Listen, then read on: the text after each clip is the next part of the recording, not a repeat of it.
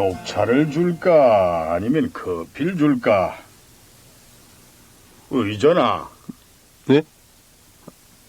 아, 예. 글쎄요. 결정을 내리는 것이 힘든 모양이구나. 힘든 게 아니고요. 혼란스러운 거지? 예? 때로는 나도 내가 정말 뭐가 먹고 싶은지 모를 때가 있단다. 그때는 네 할머니에게 당신이 알아서 줘요 하고 말하지. 근데 매번 놀라운 건 말이야. 네 할머니가 차려온 음식을 보고 나서야 내가 정말 먹고 싶었던 것이 무엇이었는지 그때 알게 된다는 게야.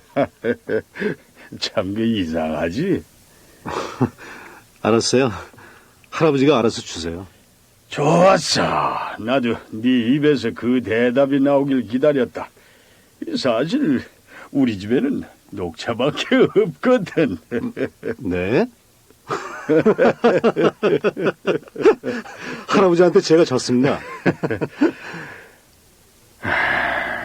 처음이구나. 뭐가요? 갑자기 네가 이 시골에 내려온 이후에 그렇게 웃는 게 말이다. 제가 그랬나요?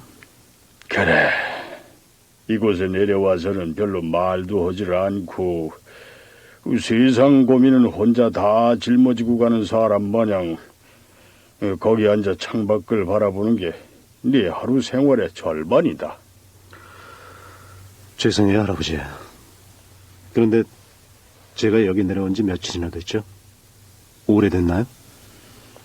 글쎄, 지금 네가 여기에 언제 왔는지가 중요할까?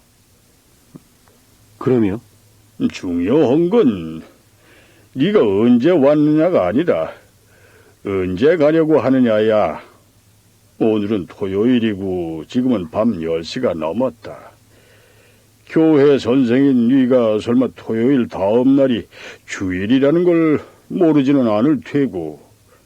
그런데 넌 아직도 서울로 갈 생각을 전혀 안 하고 있으니 손자를 사랑하는 하레비로서 궁금해하지 않겠니? 저도 잘 모르겠어요. 제가 어떻게 해야 할지요. 전에 이 얘기를 하던 그 교회 어른들과의 일 때문에 그러냐? 도무지 그분들을 이해할 수 없어요. 그리고 이런 상황에서 우리가 어떻게 해야 될지도 모르고요. 벌써 많은 교인들이 이번 일로 상처를 받고 있다고요. 너에게도 그 상처가 된 모양이구나. 할아버지도 지금까지 신앙생활 하시면서 이런 경우에는 어떻게 하셨어요? 교회 어른들과 싸우셨어요? 아니면 무조건 순종하셨나요? 옳지. 이게 물이 다 끓었나 보구나.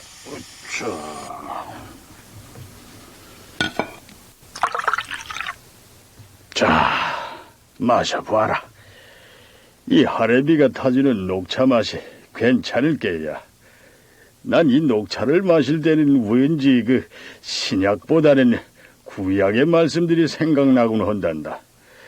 이 사실 구약의 말씀은 처음엔 좀 어렵고 지루하지 않냐? 무슨 내용인지도 잘 모르고 그 녹차도 처음 마실 때는 아주 떫고 씁쓸하단다. 처음엔 나도 이게 무슨 맛으로 녹차를 마시는지 몰랐지. 그런데 이 마시면 마실수록 입안이 상쾌해지고 머리도 맑아진단다. 구약의 말씀도 읽으면 읽을수록 마음이 상쾌해지고 내 영혼이 맑아지는 것을 느낄 수가 있어요. 전 잘 모르지만 할아버지 말씀을 들어보니까 비슷한 것 같네요. 그래서 그런지 난 녹차 향기하고 성경책 냄새하고도 비슷한 것 같다니까. 에이, 그건 좀 비약이 심한 것 같은데요. 괜히 녹차 핑계 대시면서 저에게 성경 말씀을 해주시려고 그러는 거 아니에요? 할아버지는 제가 어릴 적에도 늘 이런 식으로 성경 이야기를 들려주셨잖아요. 글쎄다. 내가 그랬냐? 네, 매번이요. 사실 이번에 너에게 은은한 녹차 향기의 진가를 맡게 해주고 싶었었는데 성경 말씀의 진가가 아니라요? 뭐 어차피 둘 다 비슷해.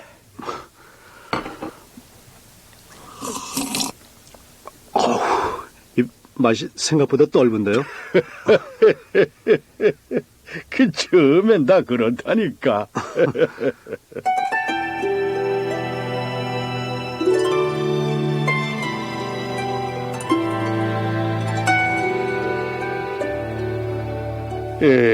지금 너에게 들려주고 싶은 얘기는 새 왕의 얘기야.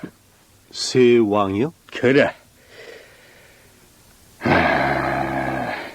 지금으로부터 3000년 전 베들레헴에 양치는 한 목동이 살고 있었다. 그 목동은 노래 솜씨도 뛰어났고 하프도 아주 잘 연주를 했지. 혹시 그 목동은 양을 돌보며 언제나 하나님께 찬양을 만들어선 노래를 부르곤 했어요. 그리고 심심할 때는 돌팔매를 던지며 나뭇잎과 치열한 전투를 벌이기도 하고. 다윗왕 이야기로군요. 아니다. 아직 그는 왕이 아니야. 2세의 어린 막내 아들 다윗일 뿐이지.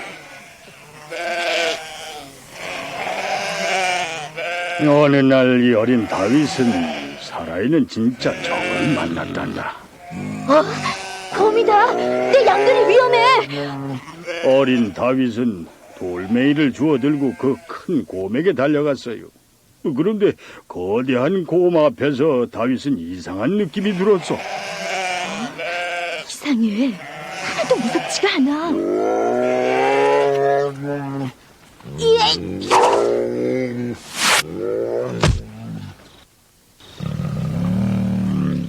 어린 다윗이 큰 곰의 가죽에 돌멩이 자국을 내자 그 곰은 그 자리에서 꼬꾸라지고 말았지.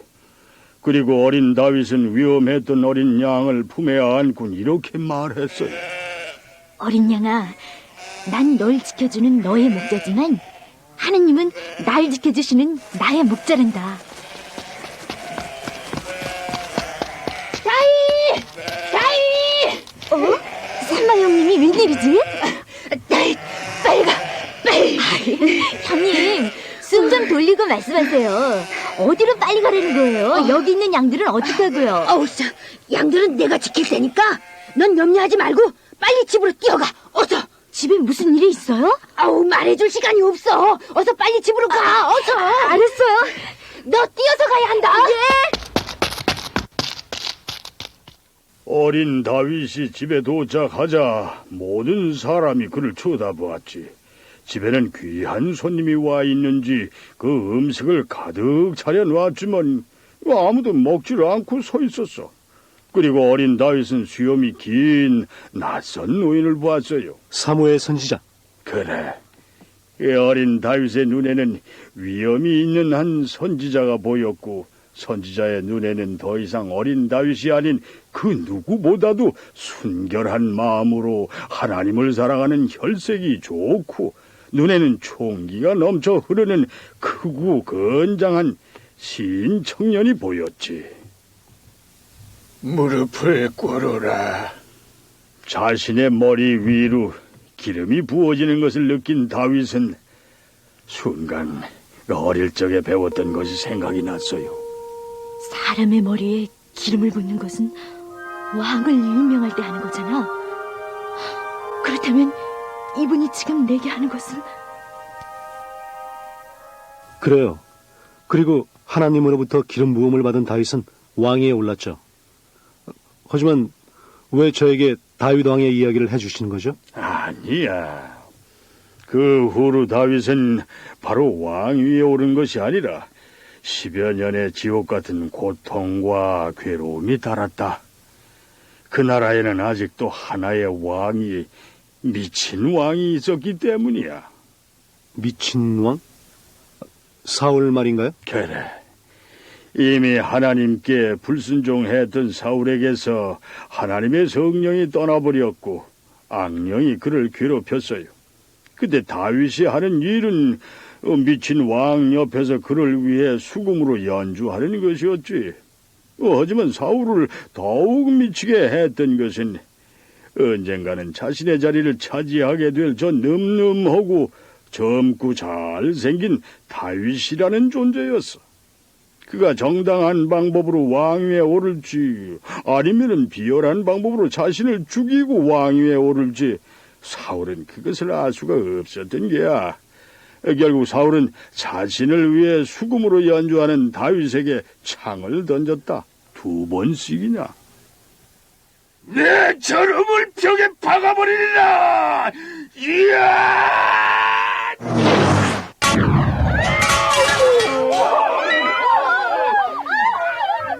이 녀석!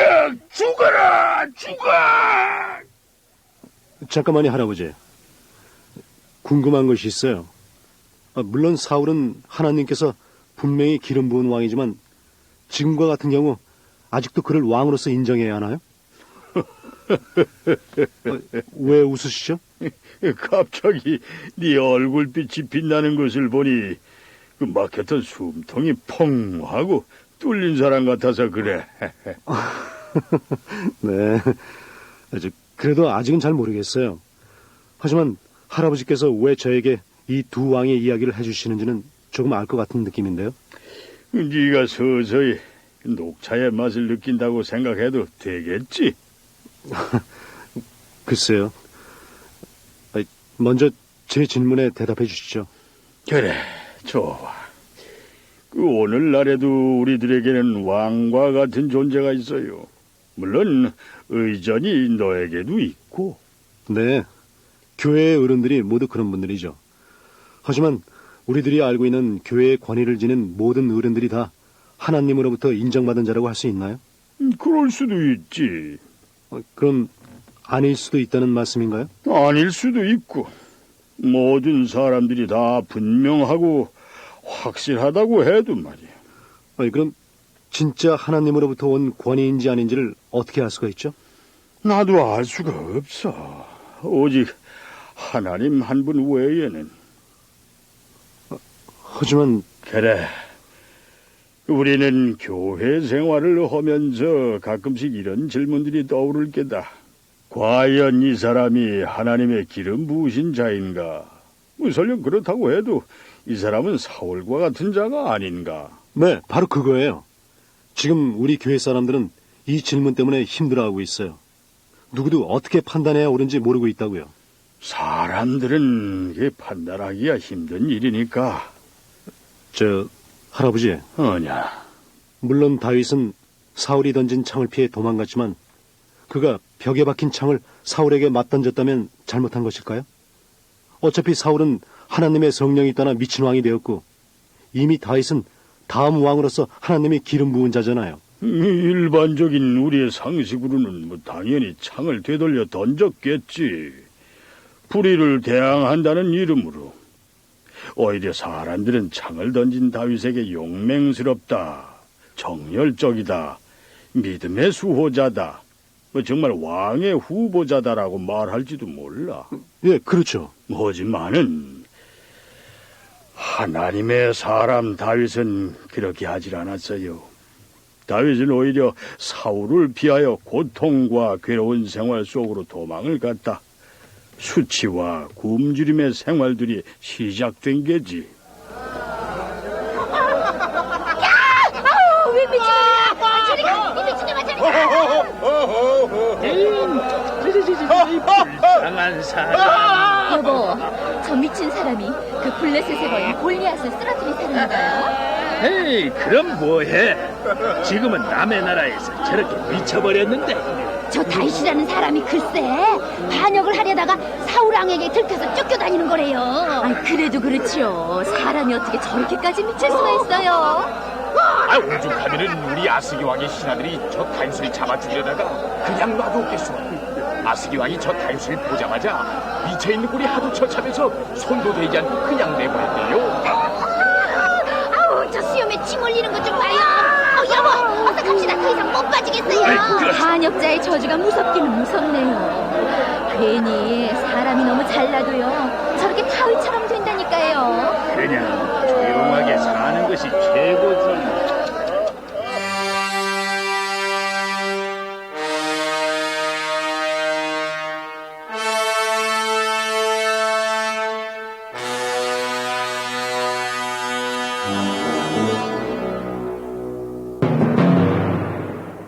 다윗은 가드왕 아기스로 갔다가 자기의 목숨을 구하기 위해서 이렇게 미친 짓까지 해야만 했어.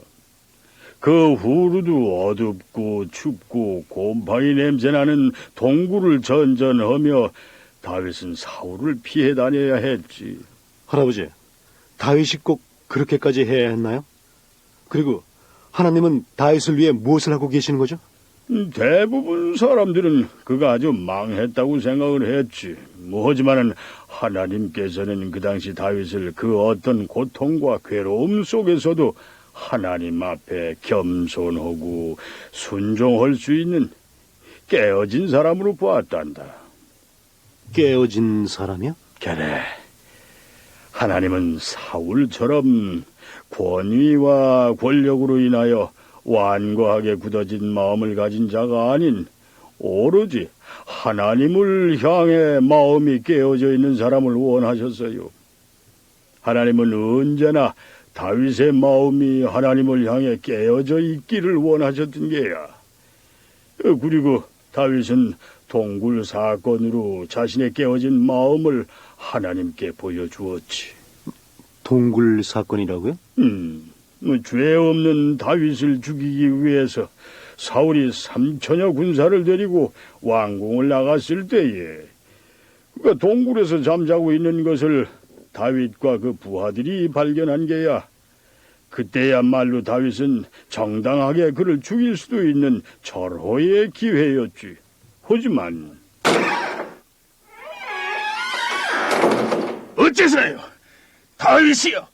어째서입니까?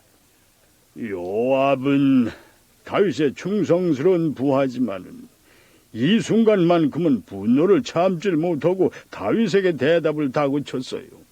여러 번이나 사울은 그의 성에서 당신을 찔러 죽이려고 했습니다. 나는 그것을 내 눈으로 똑똑히 봤어요. 결국 당신은 도망갈 수밖에 없었죠. 이때까지 몇 년 동안 당신은 미친 사울이 쫓은 한 마리 토끼 같은 존재였어요. 더군다나 온 세상의 사람들은 당신을 향한 거짓말을 믿고 있었단 말입니다. 그리고 사울은 조금 전까지만 해도 스스로 모든 동굴과 웅덩이를 뒤지며 당신을 개처럼 죽이려고 찾아다녔어요. 그런데 오늘 밤 당신은 사울을 당신의 창끝에 두었으면서도 아무것도 하지 않았단 말입니다. 우리를 보십시오. 우리는 다시 짐승이 되었어요. 불과 1시간 전만 해도 우리는 해방되어 자유를 누릴 수 있었는데 왜 당신은 우리들의 이런 고통스러운 날들을 끝내지 않았습니까? 왜냐하면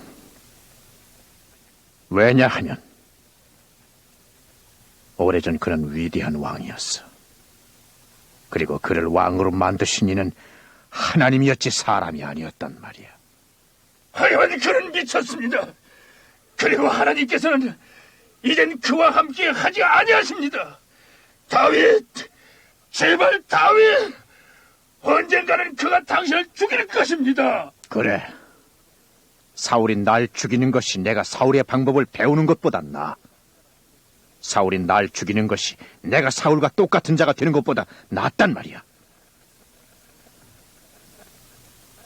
난 왕들을 미쳐버리게 하는 사울의 방법을 택하지 않겠어. 난 복수하지 않을 거야. 결코 하지 않을 거야.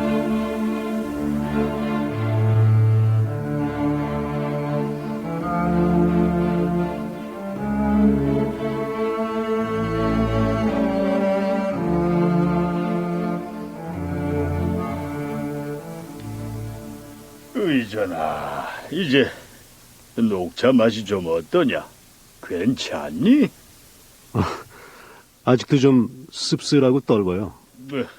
그 아직 맛이 덜 우러나온 모양이지. 할아버지, 여기서 아까 질문으로 다시 돌아가야 될 것 같은데요. 그래? 말해봐라. 네, 쉽게 말씀을 드리면요. 우리 주변에 권위를 갖고 있는 사람들 중에 제 생각에는 사울왕 같은 사람들이 있거든요.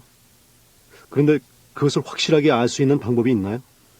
길세다. 하지만 다른 사람들이 그가 다윗과 같은 사람이라고 확신한다면 내가 누구의 말을 믿어야 하지? 제 생각이 확실하다는 느낌이 있는데요. 그들의 생각도 확실하다면 결국 사람들은 알 수가 없다는 말씀이로군요. 그래도 하나님은 알고 계시겠죠? 물론이지. 하지만 그분은 대답하지 않으시지. 그럼 우리들이 사울왕 같은 사람들의 권위 아래에 있다 해도 계속해서 그에게 순종만 해야 되나요? 또 그가 창을 던지면 단지 창을 피해 다니거나 아니면 우리가 다윗 왕처럼 날렵하고 지혜롭지 못한 경우 그 창에 찔려 죽어야만 되나요? 오히려 그게 나을 수도 있지. 아니, 그렇게 하는 게 무슨 의미가 있어요? 이 세상에서 네가 바라보는 것이 그 잘못 행동하고 있는 사울뿐이라고 하면은 그건 아무런 의미가 없겠지. 하지만 그때에도 우리는 하나님을 조심스럽게 바라볼 필요가 있어요. 그는 또 다른 사울 왕을 예리하게 지켜보고 계시니까. 또 다른 사울왕이라니요? 바로 우리들 안에 있는 사울 왕 말이다. 우리 아내요? 그래. 자신의 고집으로 완고하게 굳어져 있어서 하나님의 뜻 앞에서도 절대 자신을 깨트리지 않으려는 마음이 바로 사울의 마음이야. 그런데 하나님께서 보시기에는 이런 사울의 마음은 사울뿐만이 아니라 모든 사람들의 핏줄과 골수에서 흐르고 있다는 거지. 지금 우리들과 모든 사람들의 심장에서도 흐르고 있고.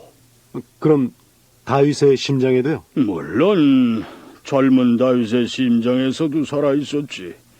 아마 다윗의 마음에서 이런 깨어지지 않은 사울의 마음을 제거하지 않았다면은 분명히 다윗도 사울왕 2세가 됐을 게야. 그래서 하나님은 다윗의 몸에서 속사람 사울의 마음을 제거하길 원하셨어. 그리고 그 제거의 수단으로 하나님은 바로 겉사람 사울 왕을 사용하셨던 게야. 그래서 다윗이 동굴에서 사울을 죽이지 않았던 건가요? 사실 다윗은 거기서 그를 죽였어. 완전하게. 네? 자신의 몸 속에서 꿈틀거리며 다윗을 괴롭혔던 속사람 사울을 말이다.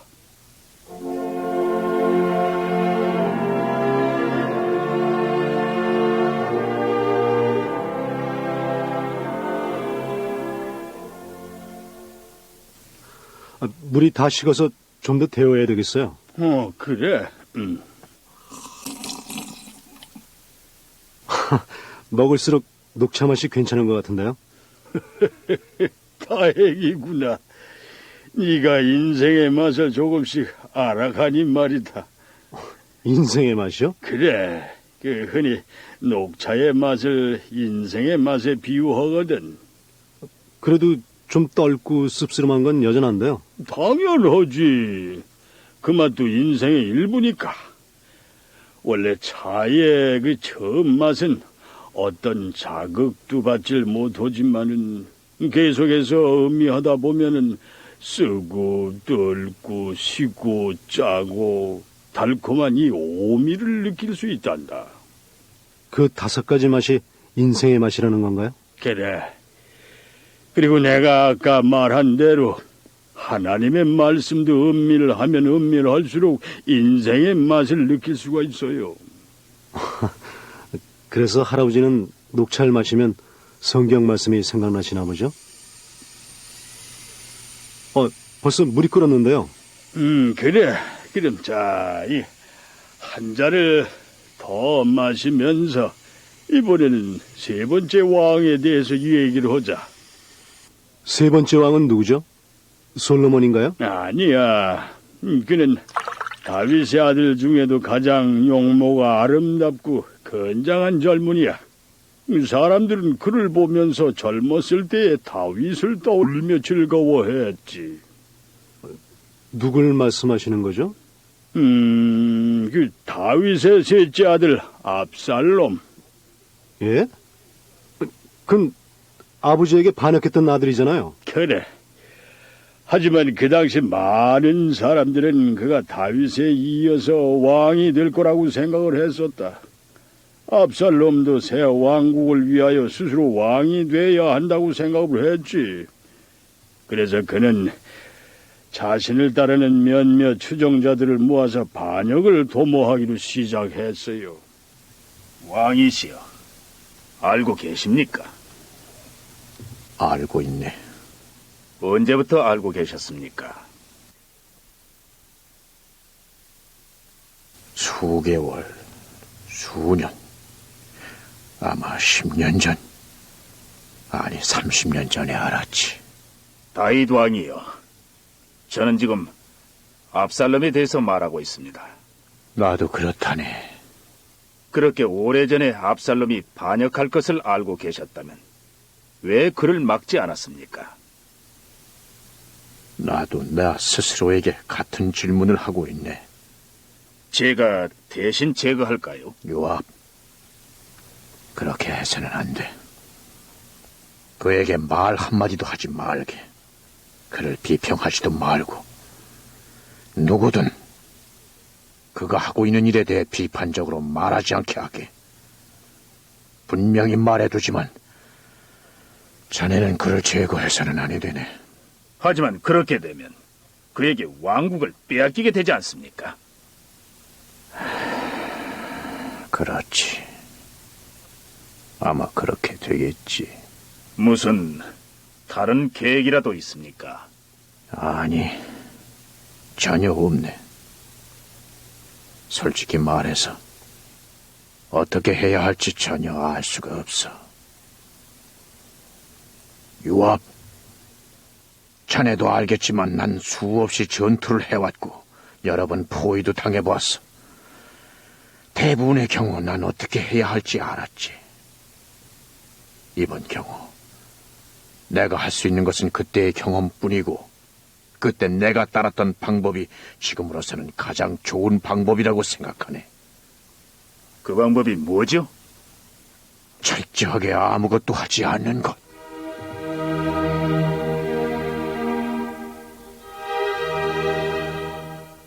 할아버지, 압살롬의 경우 젊었을 때의 다윗과는 달라요. 분명히 압살롬은 아버지 다윗을 향해 부당한 반역을 도모한 겁니다. 그리고 압살롬은 하나님의 기름 부은 자가 아니잖아요. 그 당시 다윗 외에는 누구도 기름 부음 받은 자는 없었지. 그리고 압살롬은 왕의 아들이야. 가능성이 전혀 없다고는 할 수가 없어요. 하지만 압살롬은 그래. 다윗의 군대 장관 아비새도 지금 너와 같은 심정으로 다윗에게 물었다. 왕이시여, 왜 아무것도 하지 않고 계십니까? 지금도 압살롬은 왕을 반역하려 밤낮으로 모의를 하고 있습니다. 그는 계속해서 나라 안에 자신이 왕이 돼야 한다고 유언비어를 퍼뜨리고 있어요. 그리고 그는 언젠가 빠른 시일 안에 당신을 대적할 것입니다. 압살롬은 이제 어린아이가 아닙니다. 당신은 지금부터라도 그를 철저하게 막아야 합니다. 아비새, 너는 지금 나에게 사울과 같이 되라고 말하고 있어. 아닙니다. 나는 압살롬이 젊었을 때의 다윗 왕과 같지 않다는 것입니다.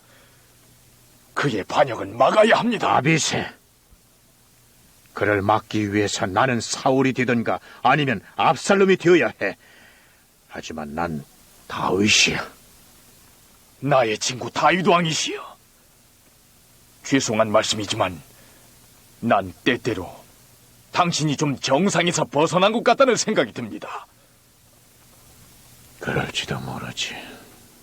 왕이시여, 저에게 말씀해 주시지요. 당신에게 어떤 계획이 있는 것입니까? 아직까지는 난 확신할 수 없다네. 다만 확실한 것은 내가 젊었을 때 난 압살롬이 아니었고 지금 노년에 난 사울과 같이 될 수 없다는 거지. 나 다윗의 모습 그대로 남고 싶네. 비록 이에 대한 대가가 내 왕자와 이 나라 그리고 내 목숨까지 이른다 할지라도 왕이시여, 당신은 언제나 당신의 모습으로 존재할 것입니다. 하지만 당신이 압살롬을 중단시키지 않는다면 압살롬은 반드시 왕의 자리를 차지할 것입니다. 아비세, 하나님께서는 미친 왕으로부터 힘이 없는 목동을 구해주셨네. 그분께서는 역시 야망에 찬 젊은 반역자로부터 늙은 왕을 구할 수 있는 분이야. 왕이시여, 당신이 처한 역경을 과소평가하지 마십시오. 아비세, 자네야말로 내 하나님을 과소평가하지 말게. 내가 젊었을 때 난 이 왕국의 왕이 되기 위해 손가락 하나 움직이지 않았었네. 그리고 내가 왕이 되어 왕국을 보존하기 위해서도 마찬가지고, 왜냐하면 이 나라는 사람들의 나라가 아니라 하나님의 왕국이기 때문이야. 하나님께서 날 이곳에 두셨지. 권력을 취하는 것과 지키는 것은 내 책임이 아닐세. 만일 그분이 작정만 하신다면 언제라도 이 왕의 자리를 지킬 수도 바꿀 수도 있어. 하지만 압살롬이 왕이 돼서는 안 됩니다. 그건 당신도 아시지 않습니까? 내가 안다고? 그건 아무도 몰라.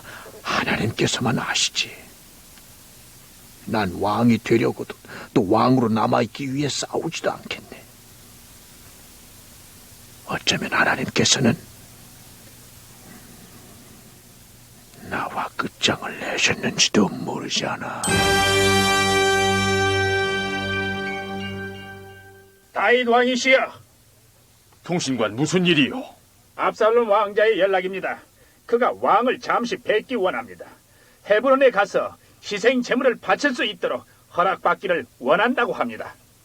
다윗이여, 당신은 압살롬의 이 행동이 무슨 뜻인지 아시지요? 이때에 압살롬은 헤브론에서 제사를 드린 후 그동안 자기와 함께 반역을 도모했던 자들로부터 왕으로 추대를 받아 다시 예루살렘의 왕궁으로 쳐들어오려고 했어요. 무슨 뜻인지 알고 있네. 반드시 그가 반역할 것도요. 알고 있어. 그렇다면 통신관, 예, 왕이시여. 잠시 후 그곳에 가겠다고 압살롬에게 이르게. 다윗! 어서! 예, 그렇게 이르겠습니다. 다윗이여, 정말 그를 헤브론에 보내실 겁니까? 보내겠네. 아비세, 그리고 부탁이 하나 있네. 오늘 밤 저녁 제사가 끝나면 선지자 중 한 명을 나에게 보내주게. 아니, 대제사장 사독이 좋겠구만. 그에게 오늘 밤 나와 이곳에서 만날 수 있는지 물어봐 주게. 알았나? 선한 왕이시여, 감사합니다. 무엇을 말인가? 당신께서 한 일이 아니라 하시지 않은 일에 대해서 말입니다. 창을 던지지 않은 것과 왕국을 분열시키지 않은 것, 그리고 압살롬을 공격하지 않은 것, 심지어 하나님을 기쁘시게 하기 위해 당신의 왕국까지도 파멸되도록 내드린 것을 감사드립니다. 그리고 무엇보다도 이와 같은 상황에서 사울처럼 마술사들과 의논하지 않은 것을 감사드립니다. 결국 다윗도 어떤 한 사람에 대한 권위가 하나님으로부터 온 것인지 아닌지를 분명히 알고 있었던 것은 아니었군요. 그리고 그 누구도 확실하게 알 수는 없지. 그러면 하나님 외에 도대체 누가 어떻게 알 수 있는 건가요? 그저 권위 아래에 있는 평범한 사람들은 아무런 판단도 하지 못하고 갑갑한 마음으로 살 수밖에 없는 건가요? 하지만은 우리들의 손자들은 그것들에 대해서 확실하게 알 수가 있다는 것을 알아야 돼. 현재 벌어지고 있는 드라마 속의 사람들은 서로의 진실을 확실히 알 수 없지만은 그 다음 세대들은 그들의 사울의 마음을 가졌었는지 아니면은 다윗의 마음을 가졌었는지 분명하게 알 수가 있어요. 어떻게 알 수가 있죠? 해가 떠오르는 것만큼이나 사람들 안에 숨겨진 동기나 마음이 분명하게 드러나기 때문이지. 그 드러난 마음을 통해 후세 사람들은 분명히 알 수가 있어. 그리고 중요한 건 하나님께서 언제나 그 마음들을 주의해서 지켜보고 계신다는 게야. 마음을요? 그래. 하나님과 세상 앞에서 어떤 마음을 가지고 있었는가? 그건 권위를 가지고 있는 사람들에게만 물으시는 질문이 아니라 그들의 권위에 대해 비판하는 자들에게도 하나님은 동일하게 묻고 계시지. 그리고 다윗에게도.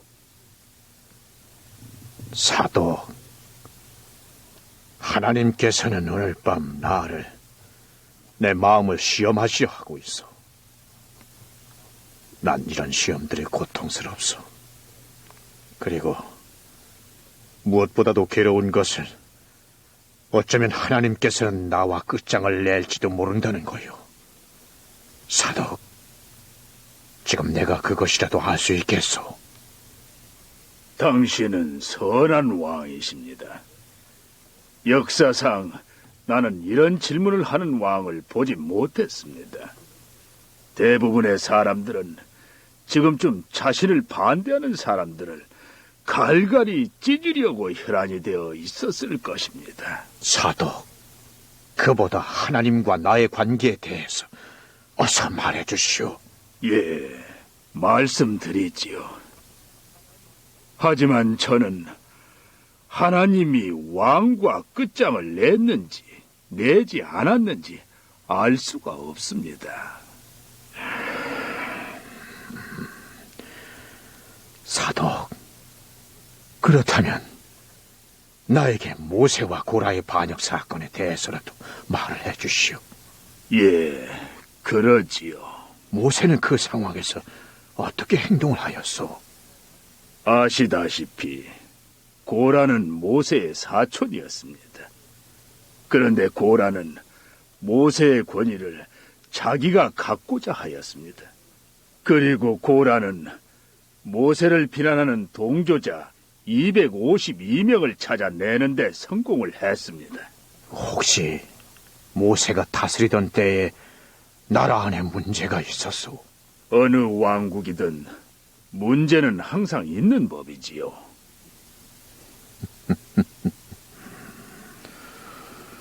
그야 그렇지. 결국 고라는 자기를 쫓는 무리와 함께 모세와 아론에게 접근했습니다. 그리고 모세에게 말하기를 당신이 가진 모든 권위를 이젠 당신이 행사할 권리가 없다고 했습니다. 그때 고라에 대한 모세의 반응은 어떠했소? 아마 40세의 모세였다면 그는 고라와 별다른 사람이 아니었을 것입니다. 하지만 그의 나이 80세. 그는 이미 하나님을 향하여 마음이 깨어져 있는 사람이었습니다. 온유함이 그 누구보다 충만한 자. 예. 당신도 아마 모세가 고라에게 어떻게 했는지 아실 겁니다. 그는 고라에게 아무것도 하지 않았습니다. 아무것도. 오로지 모세는 하나님 앞에 엎드렸습니다. 그것이 그가 한 전부입니다. 사독, 그가 왜 그렇게 했을까요? 그건 만민의 왕이신 당신이 더 잘 알고 있을 것입니다. 모세는 오직 하나님만이 그를 이스라엘 위에 세우신 분임을 알고 있었습니다. 그가 더 이상 해야 할 일은 없었습니다. 어차피 두 가지 중 하나였으니까요. 고라와 252명이 왕국을 차지하든가, 아니면 하나님께서 모세의 정당성을 입증해 주시던가. 모세는 그것을 알고 있었죠. 인간으로서는 흉내내기 어려운 결정이군요. 그럼 하나님께서는 모세의 정당함을 어떻게 증명해 주셨소? 모세는 그들에게 다음 날 향로와 향을 가지고 오라고 말했습니다. 그러면 하나님께서 그 문제를 결정해 주실 거라고. 네, 그거예요, 그거. 하나님도 가끔은 우리들에게 말씀을 하신다는 거. 됐어요. 그래요. 그 다음은 무슨 일이 벌어졌죠? 그 다음 날 고라와 두 사람은 땅속으로 삼켜져 버렸습니다. 그리고 나머지 250명도 죽었습니다. 됐어. 그들이 어떻게 죽은 건 상관할 것이 아니오. 단지 모세가 하나님께서 주신 권위를 갖고 있다는 것이 증명된 것으로 충분하오.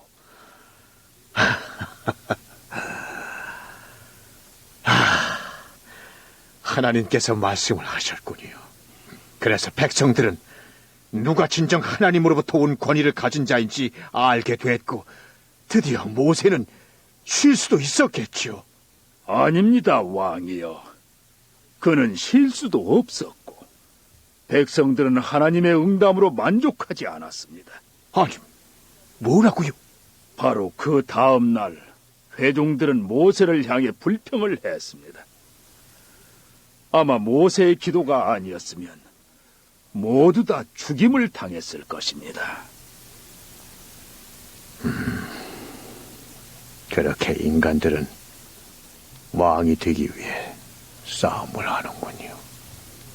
왕이시여, 무엇이 참 권위이며 무엇이 아닌가 하는 질문으로 당신이 고통스러워 하신다는 것을 나는 잘 압니다. 하나님의 손에 의한 것이 아니라 그저 반역에 불과한 반역을 어떻게 다뤄야 할지를 당신은 알고 싶으신 거지요? 하지만 난 당신이 유일하고 순결한 길을 찾으실 것을 믿습니다. 그렇게 함으로 당신은 우리 모두에게 가르쳐 주실 겁니다. 선한 왕이여, 당신의 아들 압살롬이 헤브론에서 자신을 왕으로 선포했습니다. 그가 왕위를 빼앗고자 지금 예루살렘을 향해 진군해 오고 있습니다. 드디어 왕이시여, 뭐라고 하셨습니까? 드디어 이 문제가 풀리겠군요. 아마 내일쯤이면 하나님 외에도 알게 될 사람이 생겨날 것이오. 그럴 수도 있겠죠. 사도, 이제 내가 궁금해진 것은 어떤 사람이 하나님이 당신의 뜻을 말씀해야 될 그 자리에 그가 계시도록 만들 수 있느냐 하는 것이오.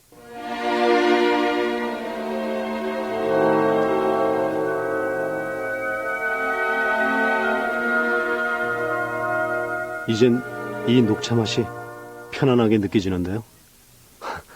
익숙해져서 그런 걸까요?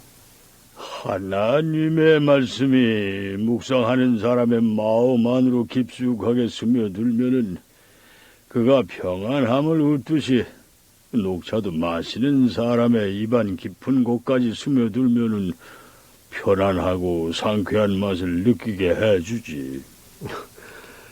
이제 할아버지께서 말씀하시던 녹차와 성경 말씀의 진가를 알 수 있을 것 같은데요. 그리고 왜 저에게 새 왕의 이야기를 들려주셨는지도요.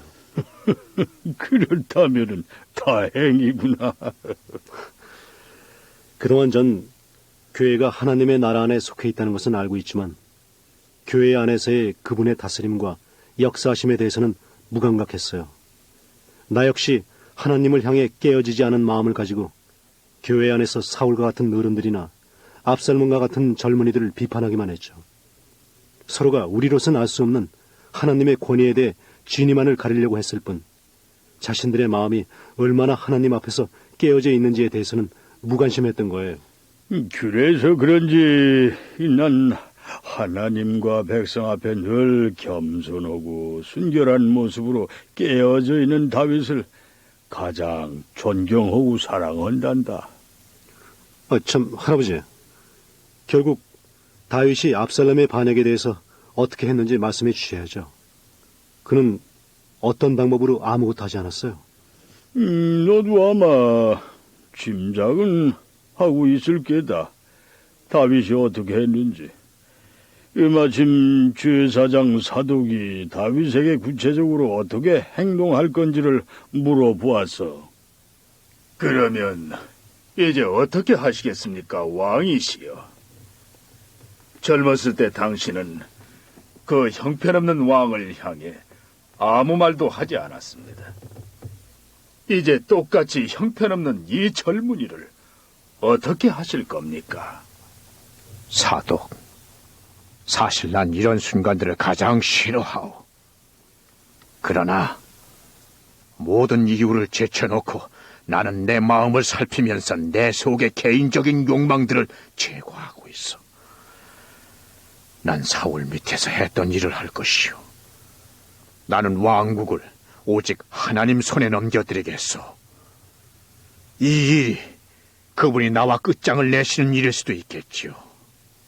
아마 내가 너무 죄를 많이 저질러서 더 이상 다스릴 수 없는지도 모르오. 그것이 사실인지는 하나님만이 아시는데 그분께서는 말씀을 안 해주시는군요. 하지만 오늘 나는 말씀하지 아니하시는 하나님께 당신의 뜻을 충분히 나타내실 수 있도록 자리를 마련해 드리겠소. 지금으로서 나는 아무것도 하지 않는 것 외에는 이 별난 사건을 해결할 다른 방법을 알 수가 없소이다. 왕권은 내 것이 아니오. 내가 가질 것도 보호할 것도 지킬 것도 아니란 말이오. 그래서 어떻게 하시겠습니까? 왕권은 이제 주님의 것이오. 왕국도 마찬가지요. 나는 하나님께서 당신의 뜻을 이루시고자 하는데 조금 더 방해하지 않겠소. 이제는 성을 떠나겠소. 오 하나님, 이제 모든 것이 가능합니다. 오직 당신의 뜻대로만 이루어질 것을 믿습니다. 마음을 진정한 왕은 왕좌에서 일어나 왕실에서 궁전 밖으로, 궁전에서 성 밖으로 조용히 걸어 나갔어. 그리고 그는 걷고 또 걸었지. 할아버지, 다윗은 마음이 깨어진 모든 사람들의 가슴 속으로 걸어갔을 거예요.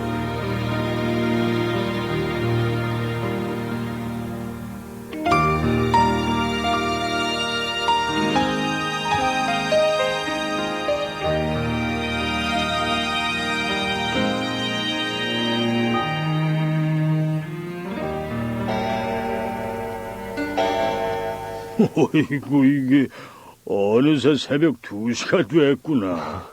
할아버지, 저 이젠 일어날게요. 그럴래? 그런데 이 시간이 많이 늦었구나. 괜찮아요. 그래도 원래 제 생각보다는 빨리 일어서게 되는데 뭐. 할아버지, 고마워요. 고맙긴. 그리고 녹차 잘 마셨습니다. 그래, 그 맛이 괜찮았니? 네, 아주 좋았어요. 할아버지가 들려주신 세 왕의 이야기만큼이나요. 그래? 그렇다면 나도 기쁘지. 그리고 언제든지 더 마시고 싶으면은. 네, 더 마시고 싶으면 말씀을 읽을게요. 어차피 같은 맛이라고 할아버지가 그러셨잖아요. 그래. 그럼 이 밤이 깊었으니까 조심해서 올라가거라. 그 밤길에 운전 조심하고. 네. 그런데 할아버지, 왜 그러니? 저 서울로 올라가면 다시 교회로 갈 건지 안 물어보세요? 의전아, 난 널 믿는다. 역시. 고마워요, 할아버지. 그럼 저 가겠습니다. 할머니께는 인사드리지 못하고 그냥 가요. 두 분 모두 건강하세요. 그래, 잘 가거라.